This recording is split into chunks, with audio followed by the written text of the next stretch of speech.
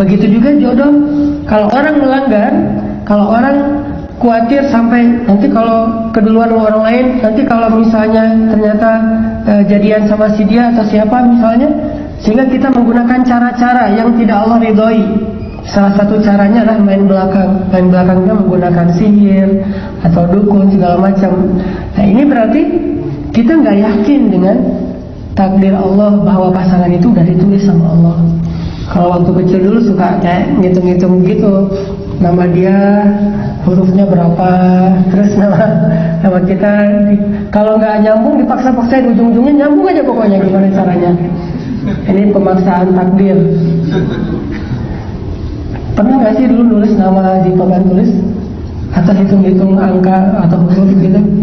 Saya dulu pernah dan nggak ada yang berhasil. Yang ditulis waktu masa-masa SMP, SMA gitu nggak ada yang berhasil. Ternyata semua ramalan, semua logika, semua hitung-hitungan itu nggak ngaruh, termasuk kayak horoskop. Kita, oh ini zodiak dia apa, dia sionya apa, terus apa baca setiap hari, setiap minggu. Oh minggu ini lo mending nggak usah datang ke rumah dia daripada ramai gitu. Justru ramainya gara-gara nggak datang misalnya. Atau ada aja, terus dicoba diramal. Oh minggu ini bakalan bahagia, ada kejutan datang dalam kehidupan kamu soal masalah percintaan. Kalau baca kayak ramalan gitu kan, yang pertama dilihat kan selain keuangan, percintaan kan, itu langsung dibaca, wah ditafakuri, ditadaburi, diulang-ulang, hampir dibaca dalam sholat gitu. Saking semangatnya gitu diulang-ulang. Quran susah dihafal, kalau itu hafal banget. Nah ini berarti kita nggak yakin bahwa pasangan kita itu udah ditulis di papan tulis takdir di Lauhul Mahfuz, udah ditulis, nggak akan ketukar. Kalau ada yang kita kecengin, yang kita senengin, yang kita pengenin, ternyata jadinya sama orang lain, kita tinggal bilang, oh berarti yang ditulis di papan Lauhul Mahfuz bukan dia. Atau, nah ini ada yang lebih menarik lagi. Oh sebetulnya yang ditulis di Lauhul Mahfuz itu bukan cuma saya buat dia, tapi saya dan kamu gitu. Nikah dulu sama orang lain, terus orangnya meninggal gitu ya. Sebelum malam pertama harus akad meninggal, baru nikah sama kita gitu. Bisa juga kan kayak gitu. Banyak banget cerita teman-teman saya yang saya kenal tuh cinta lama bersemi kembali itu banyak banget kasus-kasus kayak gitu. Berarti emang takdirnya kayak gitu dari Allah. Sampai ada cerita temen ini kalau kita ngomongin dengan bahasa sekarang mah pacaran gitu ya, atau pacarannya udah jauh atau yang pacaran biasa, diputusin terus datang orang kedua, jadian 6 bulan kemudian pengen nikah. Pas acara hari pernikahan, orang pertama ini, si cowok pertama ini datang. Itu kan hari yang pesta muduka aku kan, kalau lagu dangdut dulu. Datang dengan wajah yang sedih banget lah, kebayang lah kayak gimana perasaannya pasti. Kayak ketika cinta bertasbih, ada cinta gitu kan, hancur-hancurnya tuh pokoknya. Tapi dia kayak pengen nunjukin sejatinya gitu, tetap datang walaupun tercabik-cabik, tergores-gores. Dia datang, terus pas salaman di pelaminan gitu, kebayang kan wajahnya, terus ekspresinya kayak gimana. Terus yang tadinya calon mertua nggak jadi juga ngelihatnya kasihan gitu, sampai ibunya berbisik, maaf ya nak, gitu-gitu. Wah makin nggak jelas aja pokoknya. Ditambah lagi lagunya waktu itu lagu-lagu akustik yang putus cinta gitu. Tahu aja sih si artisnya, si talentnya, tahu aja, tahu kisah mereka lah ya. Ini didramatis sedikit kayak sinetron. Tapi ceritanya kayak gitu, dia datang pada sedih gitu, termasuk si yang suaminya tuh pura-pura sedih, padahal dia bahagia banget gitu. Wah lo lihat nih gue berasa nyalip lo gitu. Udah selesai acara itu, udah nggak ada ketemuan lagi, udah beres aja, masing-masing menjaga perasaan. Nah si cowoknya karena nggak bisa move on, tetap sendiri. Selang setahun si cowoknya mimpi malam tuh, dalam mimpi dia ngeliat si ceweknya gendong anak, terus diserahin ke si cowok yang ini, yang pertama, suruh digendong sambil ketawa-ketawa gitu. Dan padahal setahun itu dia udah nggak mikir apa-apa lagi, udah walaupun nggak bisa move on tapi udah nggak punya harapan apa, namanya udah nikah kan, udah halal. Tapi tiba-tiba mimpi. Setelah selesai bangun mimpi, paginya dia dapat berita kalau suami si cewek ini kecelakaan, lagi dirawat di rumah sakit, jawab nama gitu. Selang seminggu kemudian meninggal dunia. Tapi dia pas di rumah sakit nggak datang, cuma dengar kabar doang, nggak datang. Pas meninggal dunia baru dia datang. Ketika udah pasti lah ya, fix gitu. Pas udah meninggal dunia baru datang ya. Kalau sakit ntar lagi juga sembuh, banyak yang kecelakaan sembuh gitu. Tapi pas udah meninggal dia datang sampai ikut ke kuburan.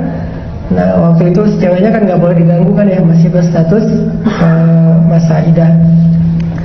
Waktu itu ceweknya lagi hamil tua, suaminya meninggal lagi tuh. Selang sekitar 3 bulan kemudian, ceweknya ngelahirin, berarti masa idahnya udah selesai. Dengan selesainya nifas, udah gitu tiba-tiba calon mertuanya nyuruh orang untuk ketemu sama cowok yang pertama, suruh datang ke rumah silaturahim lagi. Gak lama kemudian terus teranglah keluarga dari ceweknya minta dia kembali lagi. Akhirnya baliklah dia menikah dengan orang yang dia cintai pertama, tapi dengan status udah punya anak satu, persis kayak mimpinya.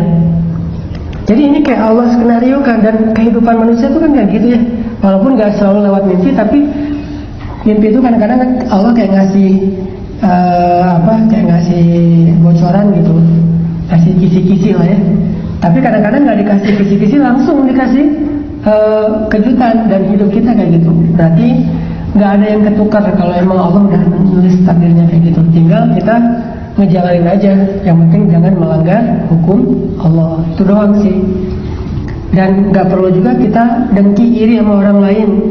Karena gimana pun kita berusaha, kalau emang takdirnya bukan dia, nggak bisa tuh. Jadi bukan salah teman kita yang nyalip kita duluan, padahal kita ngecenginnya udah 2 tahun. Dia nggak salah. Jadi kita jangan melampiaskan ke dia. Jangan nyawa preman pasar terus habisin dia, enggak. Karena bukan salah dia, bukan dia yang nulis takdir. Gimana pun kita berikhtiar atau sebaliknya, kalau emang takdirnya nggak seperti yang kita harapin, nggak akan jadi. Allah yang mentakdirkan cewek ini atau laki-laki ini nikah sama perempuan tersebut. Sehingga tidak ada orang yang perlu kita salahkan, tidak ada orang yang perlu kita jadikan kambing hitam, tidak ada sesuatu yang perlu kita keluhkan. Terus buat apa perjalanan 2 tahun, 3 tahun, 10 tahun ngecengin, mencari ta'aruf dan segala macam? Di situ kita belajar tentang banyak hal, salah satunya tentang kebesaran Allah. Jadi poin pertama, Allah bilang bahwa pasangan itu takdir Allah. Yakinlah kalau kita nggak dikasih pasangan di dunia, gak usah khawatir meninggalnya. Jangan sampai kita meninggal, aduh saya bentar lagi kayak mau meninggal nih, saya nggak rela, kenapa belum nikah? Nggak, nikahnya nanti di akhirat. Toh banyak banget hadis yang Nabi bilang Allah yang sendiri akan menikahkan dia dengan pasangannya atau dengan bidadari. Itu banyak banget hadis kayak gitu. Salah satunya hadis tentang orang yang menahan amarah. Siapa yang mampu menahan amarah ketika dia mampu marah, kata Nabi, maka Allah Subhanahu wa taala akan memilihkan untuk dia pasangan-pasangan yang dia bebas memilih yang mana aja. Allah akan berikan untuk dia pasangan, dia bebas memilih yang mana aja, nanti Allah yang akan menikahkan dia di hari kiamat. Dan itu hadis sahih tentang bab la taghdab, jangan marah. Dan hadis-hadis kayak gini banyak di dalam hadis Nabi. Ini menunjukkan bahwa akad nikah, resepsi pernikahan, wedding itu bukan cuma ada di dunia, ada juga di akhirat. Malah wedding di akhirat itu kayaknya lebih seru, karena WO-nya itu udah para malaikat sendiri, bukan manusia. Yang nggak perlu bayar mahal, nggak ada kesalahan teknis, WO-nya langsung para malaikat. Terus penghulunya Allah sendiri, yang jadi wali, penghulu. Khutbah nikahnya mungkin Rasulullah kali ya.